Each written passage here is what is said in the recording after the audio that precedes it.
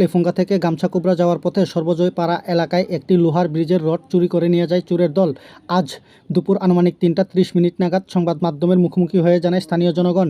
এই সময় স্থানীয়রা সংবাদ মাধ্যমের মুখোমুখি হয়ে বিস্তারিত জানাতে গিয়ে বলেন, গতকাল গভীর রাতে চোরের দল লেফুঙ্গা থেকে গামছাকুবরা যাওয়ার পথে সর্বজয় পাড়া এলাকায় লোহার ব্রিজের রড চুরি করে নিয়ে যায়। পরবর্তী সময় স্থানীয় তীব্রা মথা দলের কর্মীরা এই ব্রিজটি সাময়িককালের জন্য বন্ধ করে দেয়।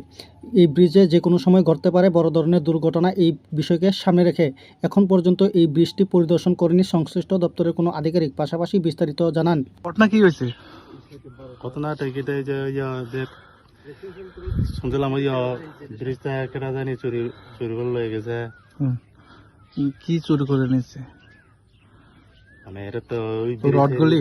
হ্যাঁ রড? হ্যাঁ কবে কবে নিছে? কালকে কালকে রাত্রে। রাত্রে?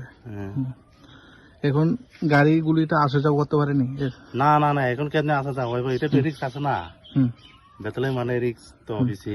এখানে তো ব্লক আছে, স্কুলগুলো আছে, ব্লক আছে, হাসপাতাল আছে, কিভাবে আসা যাওয়া করবে এখানে এই এলাকায় জনগণ?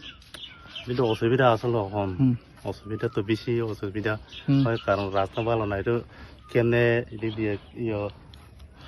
দিয়ে কেনে আসা যাওয়া হয়। যে কোনো সময় বড় সড় দুর্ঘটনা করতে পারে, তাই তো। আয় দেখছেন PWH এটা করতে পারে না, এটা মানে আইসে না ওখানে? ওখানে আইসে না।